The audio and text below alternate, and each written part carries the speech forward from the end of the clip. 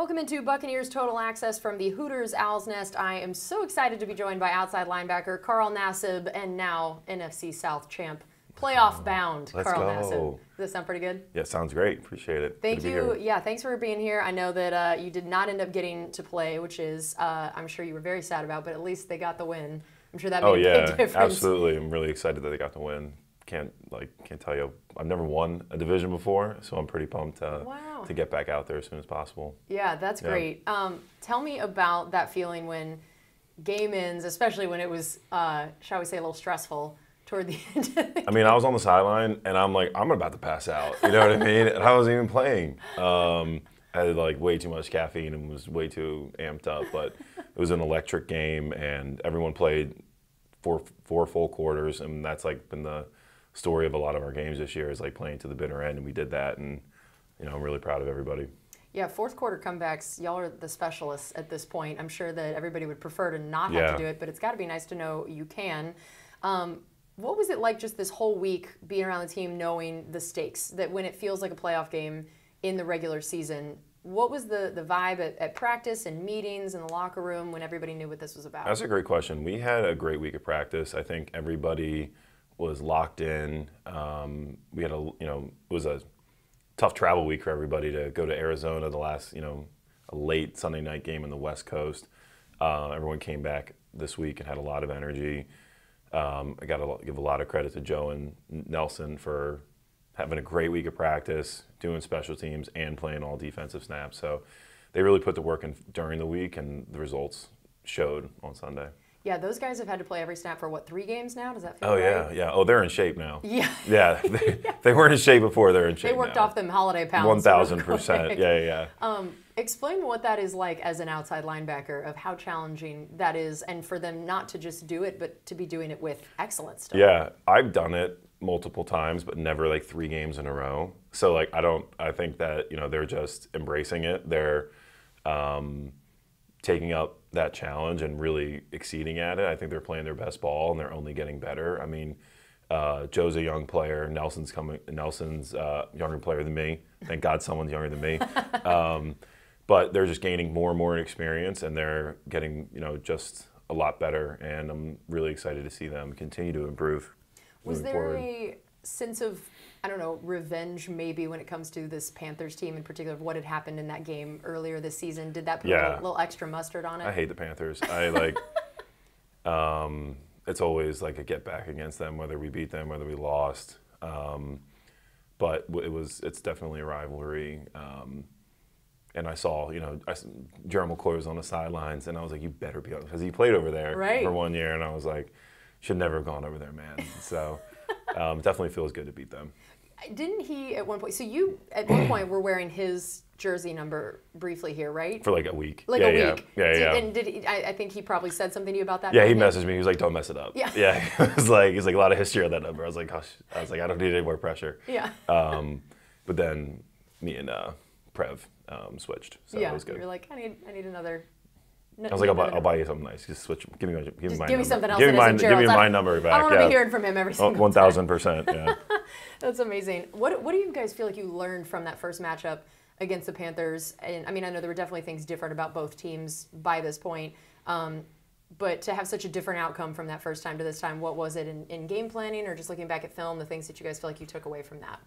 I think that we were more resilient. I think that we played 4 full quarters. I think that as a defense, we were way more physical. If you watch the first game, we were not the more physical team. So I think that they had maybe 60 yards rushing. I'm not sure what the stats were, but the Panthers are coming off 4 really good weeks of football, and we knew that we had to stop the run. So as a defense, I think we played a lot more physical, which I love. I love when we play physical. So it's like you can't play not tough. You always have to play tough. So I think that was the biggest difference from the last one. Yeah, we're talking outside linebacker Carl Nassib. Yeah, I mean, their run game has just been ridiculous. I mean, the week before they played you guys, I think they'd gotten 380 rushing yards the week Absolutely before. Insane. Yeah, so what did it mean to you guys to see, when I know this especially has been something that this defense under Todd Bowles has prided itself on. 1,000%. And then this year, some of the stats weren't quite what they'd been the last couple years in terms of run stopping. So to know that was what the Panthers were going to want to do to be able to stop that. What do you think that meant to this defense, and what were some of the keys? I mean, I know you mentioned the just playing more physical, but what were some of the things in terms of either game planning or just the execution that allowed you guys to be able to stop them like that? Yeah, just more basic execution, staying in your gaps. I think that we played a lot better in our run gaps compared to the time before. The time before we got gashed on guys just popping out of their gaps. Very, very, very simple stuff that is not game planning. It's just execution and doing your job. So we did that yesterday, or they did that yesterday, and I watched. So yeah, it was. I was very proud that we, as a defense, kept a really good team without scoring too much. Yeah, and I mean, man, though, getting down 14-0 early, that had to just be a crazy. It's not a good start. Not ideal. Start, yeah. Not how you drew it up. I think about the fact that there was 14-0, and then there was also a point in the fourth quarter where it's 21-10. I don't even realize it anymore. We're just fourth quarter comeback kids now. Yeah. I guess you know what I mean. I just don't even remember. I just had breakfast and I was like, oh, we were down 11 in the fourth quarter. I didn't even realize. It doesn't even phase us anymore. Which is so. Yeah, I guess that's going to be part of my question: is why can this team be down 14-0 early? Why can this team be down 21-10 in the fourth quarter and it not be the end, and it not be the thing where it's just over? Because I think so many games, so many teams, that would be the case. What is the feeling in those moments in the huddle, on the sideline, and how are you guys able to not let that be the final answer? It's a good question. I think we want to start faster, and we need to start faster, and we got to play, like I said, all 4 quarters. We can't play the last 3 or the last 2, but moving forward, we're going to play better teams. It's a playoff, so we have to play 4 full quarters of complimentary football. And it's nice to come back at the end, but it's also nice to be the front runners of the game. So we definitely need to improve on starting fast.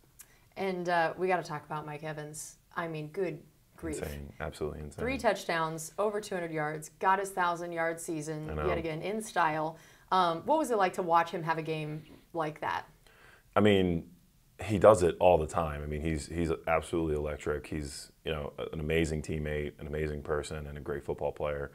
And to just see it all connect, and yesterday was awesome as well. We've been, he's been around for 9 years. He's been killing it for 9 years, and I'm just happy that he's still crushing it, and he looks 21 still. You know what I mean? Crazy. The guy's inspirational, and he's a great teammate. Feels like aging just sort of stops here in Tampa. Yeah, That's what? How it feels. Yeah, I gotta stick around if I. Yeah, this is the reason. Nobody to stay ages here, 1,000%. Yeah. And because I mean Brady. Tell me about watching his game, and did you even realize during the game the kind of stats that he was compiling? No, I mean, no, I don't. I think the stats might be up on the jumbotrons or something, but we never look up there. At least I don't. Yeah. I just knew that he was playing hard and the offense was playing hard. They were giving him time. The offensive line did a great job. I don't know how many times we threw it, but to keep him safe in the pocket, no interceptions, three touchdowns. Three throwing and 1 yeah, rushing, exactly. 4 so touchdowns, 1,000%. He crushed it, and it's a great momentum builder moving into the postseason. So we got to keep that rolling. And I know that forcing turnovers has been something you guys have really been emphasizing on defense that hadn't come in as many as I know the defense wanted most of the year. But then in this game, at least you had particularly Sean Murphy-Bunting getting an interception, getting the forced fumble. Yep. What did you see from him and just the way he's been playing, especially lately with some of the injuries? Sean's been really playing some of his best football. I saw him during the week, and he had a great game in Arizona last week, and I was really impressed with how he played against one of the best receivers in the NFL last week. So I was really impressed, and then he came back again and even did better. So he's continuing to get better. He's a young guy, and he's got a great attitude. So he came up big in this game. He needs to continue to come up big and continue to get better because we definitely need him, and we need depth at that position, just like all positions. And then, of course, your guy, Anthony Nelson. I thought you were going to talk about him I know. first. I was like, I'm going to go with Sean, and then I'll let you. I know. I was getting ready for Nelly, yeah. Yes, so Anthony Nelson's second straight game with a strip sack. Kid's killing it. Tell me, why is he good at that in particular? Not just getting the sack, but it seems like an incredible percentage of the time he's also getting the ball out when he does it. Yeah, I mean, he's fast and he's strong, and when he gets a clean hit, it's a lot of force behind it. So He's getting stronger. He's getting faster. He's very athletic. His technique and his pass rush moves are always getting better. And, he's definitely getting the opportunities because he's out there the whole game. So I'm really proud of the way that he plays all 4 quarters, has energy, building up guys around him, and, stepping into more of a leadership role. So I'm excited to, watch him every Sunday. And Joe is also killing it. So I just have a lot of pride in those guys, and they're doing a really good job. I was thinking about the fact that, in particular, you and Anthony Nelson being very tall, especially for outside linebackers, and then the way you guys are asked to play in this defense of where there's the pass rush, there's the run stop, but then also sometimes dropping back. Yeah, we do a lot. That's pretty unique for that position, and then for y'all's body type in some ways. What are the things that you and Anthony? Why are the two of you guys able to do all those different things and be the size, height, all of that you are? Where does that make it more challenging, and where does that give you guys sort of a bit of a benefit in those areas? I think that, outside linebacker, we do a lot of different things, especially in this defense. We have to blitz in a lot of different ways. We have to cover. We have to really set the edge in a lot of tough positions. And you can do that. Jannard Avery is, I don't want to, GA, you're 6'2". In my eyes, you're 6'2". I don't know what he is, but he is definitely, Nelson and I are much taller. Yeah. So you can get the job done. A lot of it just comes down to knowing your responsibility, having good technique, and hustling. So whether you're 6'7" or whatever GA is, not you can 6'7". get, yeah, exactly, yeah. Coach Bob matters. Sanders is doing a good job coaching us up. But yeah, I think Nelly's a lot more athletic than people give him credit for. I think that he's coming into his own, and he's very humble. You'll never hear him say anything about himself. So yeah, he's doing a great job. That's awesome. And then Joe Tryon-Shoyinka, what do you see from him of his potential, what he can be, what he's done well? What are some of the things that coaches are still working on with him, and just what Joe could be for this defense? Joe's an incredible athlete. He's very smart. He's got a great feel for the game, and he really, really hustles, and he's very young. I think that he's a great player now, and he's only going to get better. I think he's had a great season and will continue to improve and have a great career. I got nothing but faith in Joe. I think he's one of the nicest guys I've ever had on the team. Like, the dude is just like always energy positive.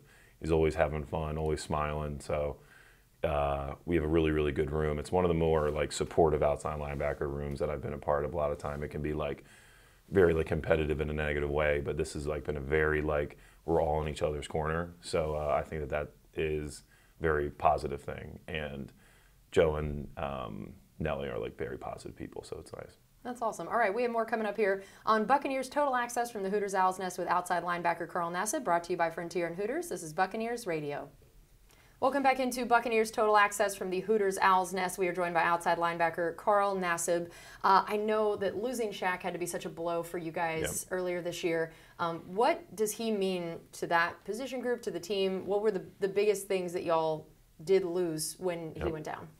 Shaq's been a leader here since we first got here in 2019. He is one of the most underrated outside linebackers and pass rushers in the NFL. He does not get nearly enough credit, and he is just an amazing person. He's a great teammate, and I'm pumped. I was pumped to get back here and play with him again, and losing him was terrible. I think he's going to come back stronger. He's got a great attitude. It's good seeing him around the building, and he's still leading us. He's still talking with the guys. So, Shaq is, one of the guys that you want in your corner. He's one of the guys you want in your room. He's a good teammate, and he produces better than, anybody I play with. So, to get him back next year is going to be awesome.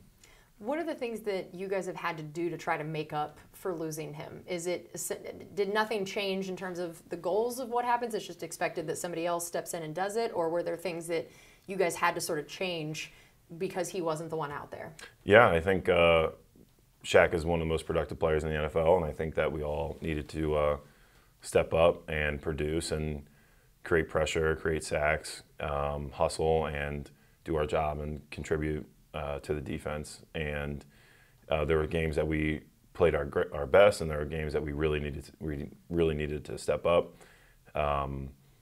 And without him, we were doing things differently. We're all different players, but I think that we can continue to get better and produce as much as Shaq did. For you, before you got injured, how did you feel like you were playing this year, and in terms of looking at your career and then your time here as well, where did you feel like your production was at and how you were doing? Before I got hurt, I thought I was, doing my job. I really I came back and wanted to do whatever the coaches needed me to do. I wanted to help the younger guys. I wanted to be supportive of them, and I was about to curse and I didn't curse. Good. I think that's the second time, and I've been very impressed that I've watched you could just tell when see, I'm about to swear. And that's the difference. When Mike Evans it's 2023. Is on, no cursing in 2023. Wow, that's impressive. Or at least on the radio. On the radio, at least. This can't be the resolution all the time. Yeah, absolutely not. Yeah. Thank you for censoring yourself. Our guy with the bleep button isn't having to work as hard. Okay. No, right. Your bleep guy is going to be very happy. Very happy. No, I just love going out and hitting people. I love, really making splash plays. I love, a lot of guys don't like playing the run anymore. I think dominating the team in the run game is one of the more fun parts of football, and then you get to have even more fun because all you can do is pass. So I've been really happy with how I've been playing the run this year. I think I want to be a little more explosive in the pass rush game. But yeah, I'm having a lot of fun. It's great to be back here. The coaches are amazing. It was great to see Todd win, the division as a head coach last night. I'm so proud of him.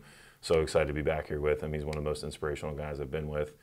It's good to see, just the players rally around him too. That's amazing. And when you talked about you being explosive, I just immediately thought about you making fun of yourself after the sack you got. I don't remember what game it was. That was hilarious. You went on Chris Long's podcast, and you compared yourself to Mose running from The Office, which just was so funny, weirdly accurate, and now I can't unsee it. Just roasting myself in front of I don't feel like I would have thought anything of it until you did that, which I feel like it's one of those where we all think everyone sees these things we do, and really we're the ones that draw attention to it. Oh, totally, 1,000%. Like, everyone would just be like, oh, you got a good sack, and you were like, but wait, look at how weird I looked. That made me laugh very hard. Yeah, so Bo Allen's always on Chris's podcast, and I just happened to be passing through, and he's like, oh, do you want to say hi to Chris? And so Chris and I are just, shooting the breeze, and I'm constantly hilarious. Of course you are. And humble, by the way. Yes. Yeah. I'm constantly hilarious. So I truly did look like Mose running. So I got to cut that out. Yeah. I can't be doing that. My career is going to get shortened if people think I'm as athletic as Mose. Yeah. Running in wool pants. 100%. Yeah. That's incredible. We're talking outside linebacker Carl Nassib. You talked about that you just wanted to do whatever the coaches asked of you when they brought you here. What is that? What is it that made them want to bring you back? Did they tell you about what that was of why they felt like you would be a good addition to this team? Yeah, I think they know I bring a lot of energy, and that I'm very accountable, and I'm always going to do my job, and that I think I'm a tough player. So I always want to make sure that they have that in mind when they put me out on the field. I'm very lucky to be back here. I'm very lucky that they have faith in me to bring me back. So yeah, I just I love the game. Still feel it's crazy that this is. I've played in 99 games, so it's crazy. It just feels like I'm playing in one. Your next one will be 100. Yeah, so that'll be pretty cool. That's great. And it just goes by so fast. So I'm really, as you get later in your career, you're just more and more appreciative of every opportunity that you get. So I'm very thankful for the opportunities that they've given me here. That's amazing. And you said that you were inspired by Todd Bowles. You were happy for him and proud of him. What is it about him that makes you feel that way? That it's not a given that players have that kind of passion for their head coach. What is it that he has done, said, the way he coaches, who he is as a person that makes you say that? Well, Todd was a player too, and I always love when I have a coach that is a former player. They get it. They understand the life, and he's definitely the smartest coach I've ever had. And I like to consider myself kind of a smart person. Yeah. So I just have so much respect for how he coaches, his game planning, from a defensive play calling and from head coaching. He simplifies the game so quickly and can boil a team down into four things. Wow. So his ability, and the other, there was a play in the Saints where I know I said I'm accountable, but I thought they were going to run a certain play, so I just nixed my responsibility and did something else. and I was totally out of position, and they almost converted a first down. So after the game, and I had done that twice this year, and after the game, I was like, Coach, I really have to trust you. Like, I'm anticipating a certain play, so I'm maybe just jumping out of my responsibility to try and make it. And he watches way more film than I do the entire off season. Yeah. So you got to trust him. He is a great coach. He knows the game. He's played the game. He's been in big time situations, and I just have the utmost respect for him. I'm imagining after you said that to him, there was some sort of smart remark back. Yeah, he's hilarious. Yeah, he's absolutely hilarious, and he'll zing you pretty quick. So I felt stupid just jumping out of my gap and trying to make a play, but he definitely made me feel more stupid for not trusting him. Yeah, 1,000%. Yeah. He's very good at that. You know? Definitely, for sure. But does it in a way that somehow isn't mean. No, not at all. No, when you need to be made felt stupid, he'll make you feel stupid, and I need it. Yeah, he does. He does it with a smile, and I need it to be made felt stupid. So yeah. That's so funny. Whatever that sentence was. Yeah. Yes, and then I know that now you had Larry Foote before, and then now you have Bob Sanders as a coach. Two very different people. Oh yeah. Tell me about what that has meant to the outside linebacker room, watching Larry Foote now move over to there and kind of get the extra responsibilities of, being assistant defensive coordinator essentially. So what are the different ways that you respond to each of those coaches and what they've each done for you? Foote's the man. He's going to be a head coach one day. He's got all the potential in the world as a coach. He was an amazing player. He's one of my dad's all-time favorite players. So I got nothing but respect for Foote as a player, as a coach, and as a person. He's a great leader, great mentor. Bob, the same thing. Bob's coached in a lot of great situations. He does things differently than Foote, but he's also got so much experience. He's a very motivating and passionate person, and it's really exciting because he's very low-key during the week, and then you get to see him on game day get really excited and then go low-key again. He stores it all up. Yeah, he does. Like he's hibernating. Yeah, Bob's a great coach. I think Foote was excited that he got out of the outside linebackers room because I was always giving Foote a hard time.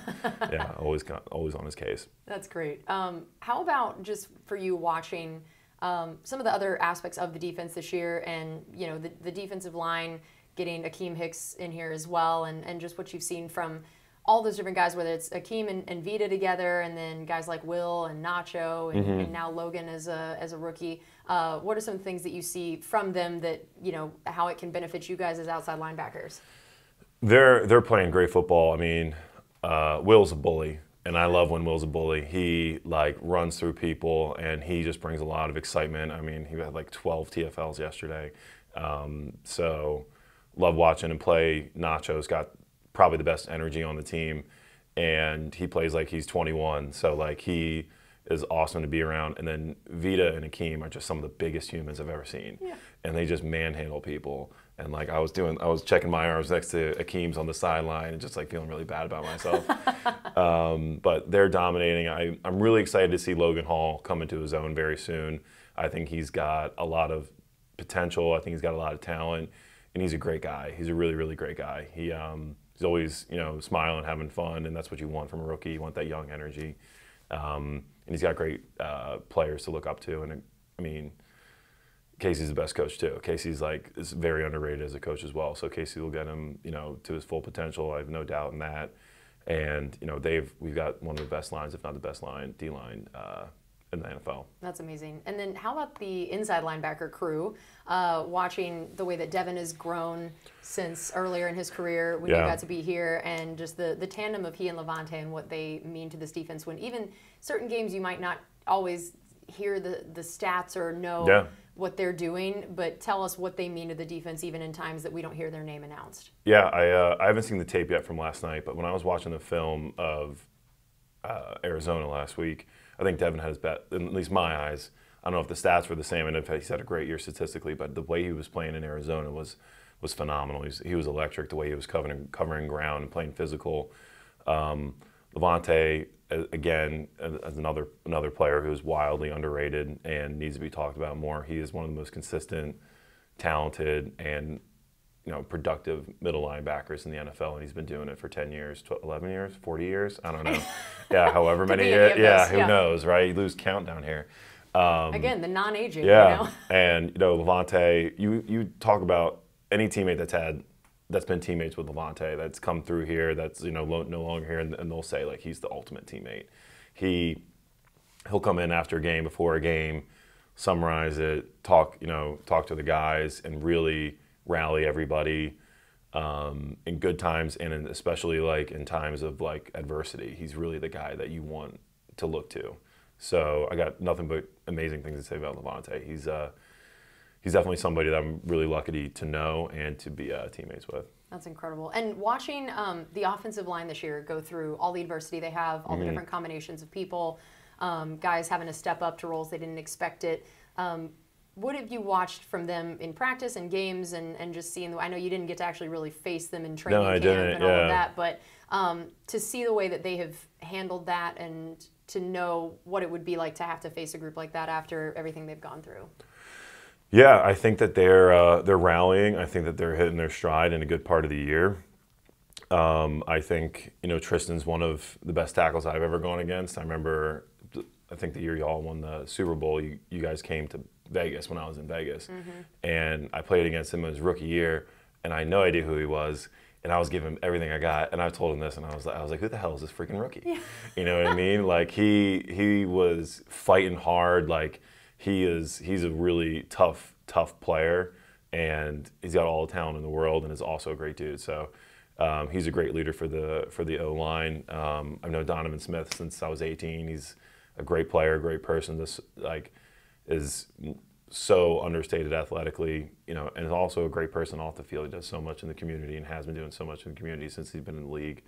So I got nothing but respect for the O-line, and can't wait to see them continue to get better. All right, well, we have more coming up here on Buccaneers Total Access from the Hooters Owl's Nest with outside linebacker Carl Nassib, brought to you by Frontier and Hooters. This is Buccaneers Radio. Welcome back into Buccaneers Total Access from the Hooters Owl's Nest. We are joined by outside linebacker Carl Nassib. I think that you will forever be remembered as the financial educator from Hard Knocks. I feel like... I hope so. Yeah, you're good I at hope that. so, yeah. Yeah. Yeah, I'm fine with that. That's awesome. I love that. And I also heard you almost went against your own advice and bought a Rolex for Taylor Swift. Does that sound like an accurate story? Yeah, I wanted to impress my idol, you know what I mean? Yes. And she's the greatest, so I had the opportunity to, meet her back when I was playing for the Browns. So this was so long ago. Yeah, this is a question from forever ago. Yeah, this is a long time ago. But you weren't peers. I'm like, I exactly. Gotta ask about this. Yeah. I love talking about financial education, financial literacy, financial wellness, whatever you want to term it. But it's just so important for players to talk about it casually. It doesn't always have to be like a really classroom setting. Exactly. Yeah. So I like to see guys come up to me with questions about investing, about saving, about budgeting, and I'm working with a great company, Financial Finesse, who has a partnership through the NFLPA, and they've had it for a year, and they offer NFL players financial coaching as well for free. And we're doing a lot of great stuff with them, and I'm just so passionate about it. I think that as NFL players, we just have such a great platform to be role models for financial wellness. And if I can be known for that guy, that's a 10 out of 10. That's the dream. Yeah, that's the dream, because it is just so important to be a role model for good financial habits, because it does trickle down to a lot of different things that people don't realize, and it just is a better way of measuring success, right? Success isn't what you wear around your neck, what you drive. Success is the impact that you make in your life and in other people's lives. I love that. And I know you're also doing some stuff with your alma mater when it comes to some of the financial stuff. Is that right? Yeah. So we're working with Penn State, and we're working with a lot of other schools, and we're doing a lot of different things when it comes to financial wellness, trying to get athletes of all caliber to buy in, to culturally set the standard for financial wellness. That's great. And post-football, what would be, in your mind, sort of the business plans? Because I know that you're a guy that even if you don't need to work, you're still going to be a guy that wants to do the sort of business side, entrepreneurial, whatever it is. Yeah, 1,000%. I actually launched an app called Raise this year. Well, I guess it's 2023. Last year? Yeah, in the summer of last year. And it's a volunteering app. We're basically the LinkedIn of philanthropy. and it's a place where you can find nonprofits, find volunteering opportunities in your neighborhood on your way to and from work, and to post about it, inspire others, get inspired. So that's my baby, and it's been something I've been working on for 4 or 5 years now. It's incredible. And I have a great team. My Rays team is incredible, and we've got so much coming out in 2023. We have literally the next 13 months planned already. Wow. So it's been great. I'm excited for everyone to see what we're doing, and I'm really hoping to make an impact in a lot of people's lives and to give people, more of like a refuge from all the negativity that you might see on social media, negativity you might see in the news. Like, this is a positive platform. This is a fun thing to do. So yeah, that's my plan for afterwards, and I think it's going to be absolutely beautiful. That is amazing. I love that. And I just feel like your path football-wise has just been so interesting and maybe makes you value some of that stuff as For well, sure. knowing how unlikely Yeah. it was. So maybe for people who don't know, take them through, for you, the whole high school to college to, Sure. maybe the less likely, not quite the 5-star recruit, all the D1 offers, easy first-round draft pick sort of situation that people come to expect for NFL guys, that you were a little bit different than that. Yeah, 1,000%. I never started in high school. I definitely was what they call a late bloomer. You know what I mean? And I had a great opportunity to walk on at Penn State. So I was a walk on at Penn State, and I got a scholarship after 2 years on the team. And that honestly was like one of the best, if not the most amazing accomplishment I've ever gotten. Like, it was something I worked so hard for, sacrificed for, and any walk-on will tell you that, like, it is your crowning achievement. So I played 5 years at Penn State. I had 3 different head coaches. There was a lot of tumultuous times at Penn State, but I cherish every minute of it. It was probably the best college experience anybody could have. I got drafted to the Cleveland Browns, and we were 1-31 in my first 2 years. And Perfect. Exactly, right? This is like exactly the situation you want to get into. The dream.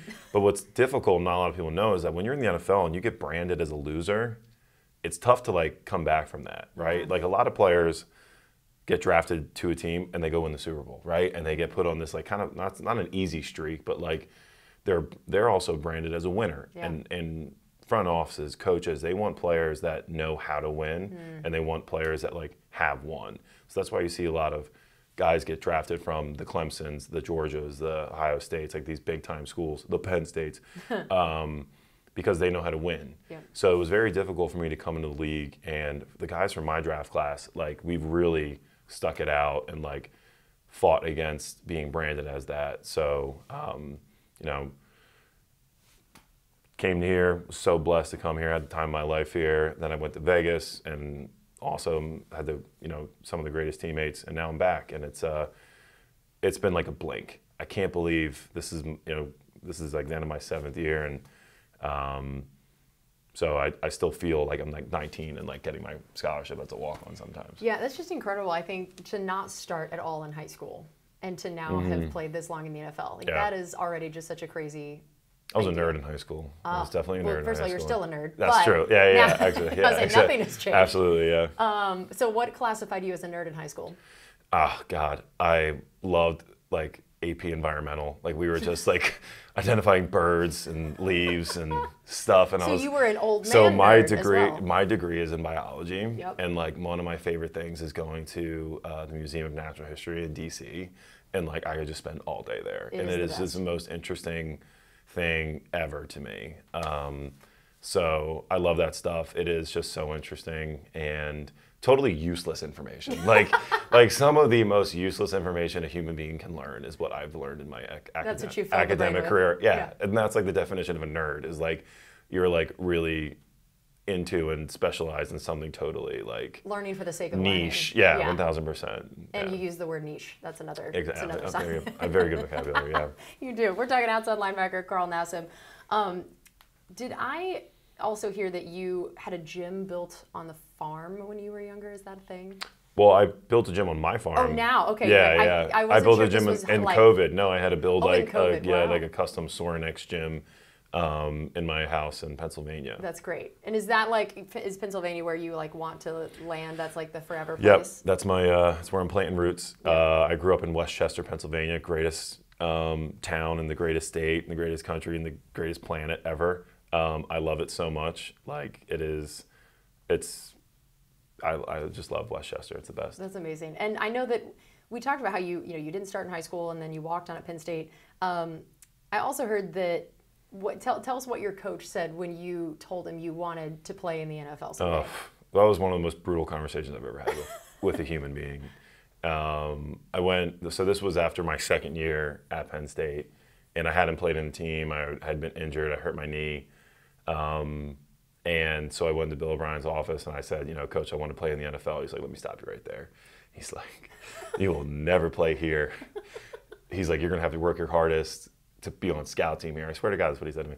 And he was like, for you to come to tell me you want to play in the NFL is an insult. He's like, he said, get the F out of my office. And I left and I was like, I've never been like that destroyed. That was a very humbling experience.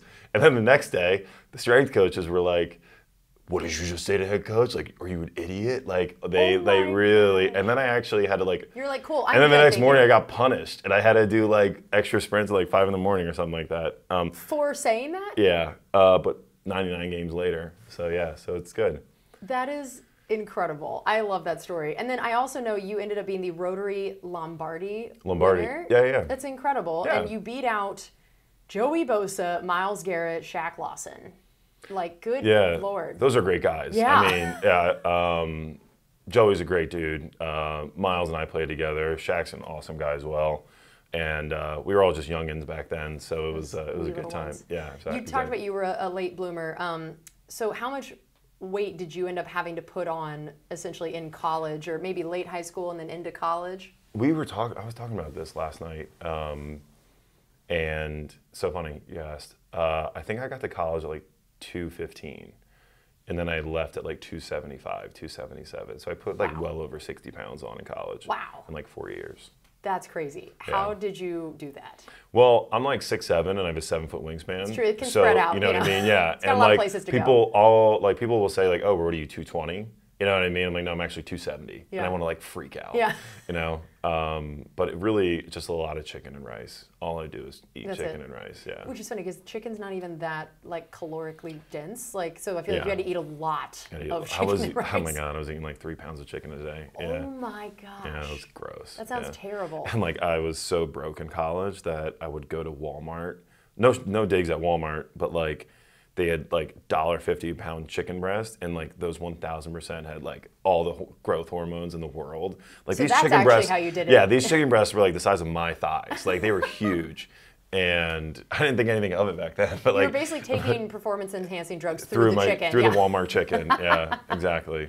That's incredible. That is definitely how I gained the weight. So when you had a biology degree, what was the original, besides just enjoying learning about biology, what was the original plan or goal with that? Because I feel like that is not the typical quote-unquote athlete degree per se, although maybe you weren't expecting to just get to do the easy path to the NFL, and so you knew you kind of needed a degree. That's a great question. There's a funny story in there. Is like, so I've always loved science. I've always loved math, and when I went to college, I always wanted to have a backup plan. I was walk-on. There was a very small chance of me actually making it to the NFL and then actually making money. Yeah, they like tried to convince you that the NFL was definitely the backup plan. Exactly, yeah. So I wanted to go to med school, and my grandmother, Bridget, rest her soul, 2 years ago, I was, in Vegas making a lot of money, and she was always making me say, she's like, no, you're gonna remember you still got to go to med school, right? Oh my God. So she just never let it go. She was like, once you're done with all this football crap, all this useless you know what stuff, I mean? Yeah. Get back to your studies, because she was an educator for over 40 years. Oh. So like, and my sister's a teacher, so that's real. Like, and my mom is a very intelligent person and loves school and always kept our grades up. So I've always loved school and loved education. So a lot of it was her, but I don't think I'm going to go to med school. I really don't want to anymore. But luckily. Bridget sounds like she'll forgive you. Exactly, yeah. Yeah, I think we're good. So you wanted to go to med school to be what exactly? Did you have an idea as like a specific I really wanted to be an orthopedic surgeon. I really wanted to like reshape knees and stuff like that. I thought that was really cool. And I always it sounds really weird and like nerdy, but like I always thought the ankle was like a really cool part of the body because like you have 99% of your weight going down on one joint and it's at a 90-degree angle. Yeah. And I'm like, how does this work?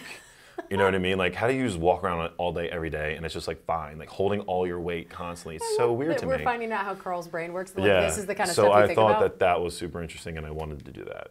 And you said that you were pretty broke in college. Oh my God, so broke. You were not only doing a biology degree and playing football, but you also had to have part-time jobs, right? Yeah, my God, this is like a memory blast. So when I was in high school, I worked at Dairy Queen with my sister and her now husband. Oh, that's amazing. And I called us the dream team. And I was horrible because all I did was eat the ice cream and talk to people. So there's this one funny story where she hands me an ice cream cone to give to the customer behind me, and I thought that she was just being nice. So I was like, "Oh, thank you so much," and I just like took a huge bite out of the top of it, and the customer was like, "Are you kidding me?" Oh, nice. So I took that talent to Penn State, and I worked at the Creamery. Because you obviously were so good at this. I was. You were yeah. like, let's keep doing this. So I ate so much ice cream at the Creamery. And that is some of the best ice cream in the world. I don't know if anybody listening has been to Penn State, but if you do go, you got to go to the Creamery. And hope people working there are better than you. Yeah, constantly. Yeah, absolutely. I overscooped people all the time. So you were great. Yeah, I wasn't good for business. Yeah, but good for the customer. Yeah. Good for customer loyalty. I imagine that working at an ice cream place would help with the putting on of the 60 It definitely did. Yeah. Definitely did. Yeah, And cholesterol was through the roof, but everything else was my bench was through the roof too. Yeah, so that's fine. It sounds better than the chicken as a strategy. 100%. I feel like I always love players who seem to be entirely different often on the field. I find that fascinating. Oh yeah, that's me. You are 100% that because like you're just a fun-loving, goofy, nerdy dude, and then on the field, like you said, you just want to like destroy somebody. Yeah. How does this happen? Why does this happen? When does this switch occur? It's funny to say that's the switch. I don't know. I don't know. That's I think a lot of guys are like that. Yeah. I feel like that's like very common. Like you can't. I think my friend put it an interesting way. He was like a warrior in the garden or a garden and a warrior, something like that, where like you have this mentality of toughness and that you want to perform in a tough way on the field, but you can't carry that to your normal life and with your family and your friends and stuff like that. So football's a physical game. It's a grown man's game. And if you're not physical, you're probably not going to last very long. If I wasn't physical, I'd get beat up out there. Mm-hmm. So you got a lot of great physical players that you get to compete with every day. So I think it's a competition, right? I think the competition brings it out of everybody. It is the most competitive job on the planet. You have to come to work every single day and be on your best. And that is what a lot of people don't realize, that in a lot of professions, you can have a bad week. You know what I mean? You can have a bad month where you're just like, oh, I didn't hit my sales this quarter for a whole 3 months. And you're like, all right, I'll have a get back next quarter, right? But in football, and I can't speak for other sports, it's like you have to come in and practice every single day. You have to be locked in, know your responsibilities, and compete. And not only do that, but you have to compete against the best athletes in the world. And what people don't realize as well is that this is some of the most humble, hardworking people. You see the kind of the guys that get a lot of the attention in the NFL are more of like the outrageous guys, but like the majority of us are just quiet, hardworking, fun guys. Yeah. And that do kind of have that switch. So I think it is a necessary dynamic to have to be a good football player. So interesting. All right, we have one more segment coming up here on Buccaneers Total Access from the Hooters Owl's Nest with outside linebacker Carl Nassib, brought to you by Frontier and Hooters. This is Buccaneers Radio. Welcome back into Buccaneers Total Access from the Hooters Owl's Nest. I am joined by outside linebacker Carl Nassib. So now going into this last game of the regular season, it's got to be a little weird that it is essentially meaningless. It's very rare to have a meaningless game in the NFL. What do you feel like is going to be the way the team tries to handle this in terms of being ready for the playoffs, but then also making sure you're trying to rest some guys or, all that kind of stuff? Like, it's such a weird dynamic of what the team wants to do this week. That is a great question. That is way above my pay grade. I've never been in this situation. I've never had a game at the end of the season not affect our playoff position. But, playing football is not like riding a bike. You got to stay sharp, you got to stay in shape, and you got to stay mentally prepared. So I'm employee number 94, so I show up exactly 5 minutes early to where they want me to be, and I trust the staff, the coaches, and everybody to be locked in, and whether whatever the schedule may be. Are you hopeful that you could try to be back for this week, or is it because it's meaningless you don't even want to try to come back yet? I just want to come back as fast as I possibly can. You know what I mean? With safety in mind. So we got a great athletic training staff. Bobby and Dutchie have been doing a great job getting me back. So putting my trust in them for sure. And I know that it's always so important how a team is playing going into the playoffs, that it's just about making it, and once you're there, it doesn't matter what the record was in the regular season, and it's about a lot of times who is getting hot at the right time in playoffs. Where would you say this team is at right now in terms of how they've looked all year, of like the percentage of the best ball that you guys are playing, and how much more room is there for even better ball for you guys to be playing? Yeah, that's a great question. I think the NFL is so unique because it's not like the NBA, MLB, or NHL where they have 3 to 7 games to figure out who the best team is, right? It's very hard for a team to upset somebody in 7 games. But when you get to in the NFL, it's one game, it's a one-game tournament. So anything can happen. It's about hitting your stride right at the right time, and we had great momentum off the last 2 games, and I want to see us continue that. I want to see us to have we've had great weeks of practice. Everybody's dialed in, and we're also having fun. I just tell people all the time, you got to have fun with it because you're not going to last very long. It's a very tough, demanding, mentally draining job that you have to have fun. You have to goof around and enjoy the time with your team, because everybody knows that no team is the same from year to year. So having fun with the guys and making sure that we're at our best moving forward is definitely the plan. We're talking to outside linebacker Carl Nassib. And so now, what do you remember about Atlanta, and maybe some of the things that you guys are going to have to pay attention to this week, and maybe the ways that you guys can use this game to be where you want to be as a team, whoever ends up playing? Yeah, Atlanta's another divisional game. They always play us tough. We always play them tough. We're playing them in Atlanta, so we got to travel to them. We're excited for the challenge. We're excited to get better. We're excited to get another win. Finish the season with a winning record is always important. It's a good stamp to put, on the end of the regular season, and it's good to keep the momentum going. I mean, whether it's meaningless or not, winning is winning, and everybody in the building wakes up to be a winner. So, looking at them, they do a lot of good things in the run game. They got some really talented. They got I can't remember his name. The D tackle for them is one of my favorite players to watch. Grady, maybe, I can't remember. But he's a great player, and they got a lot of young talent, I think, and so it's a good challenge for us to end the regular season on a great note. Awesome. Well, Carl, thank you so much for taking the time to talk to us. This has been great, and good luck these next couple weeks and going in the playoffs. I appreciate it. Thank you so much. Awesome. Thanks for all of you guys for joining us. This has been Buccaneers Total Access from the Hooters Owl's Nest, brought to you by Frontier and Hooters. This is Buccaneers Radio.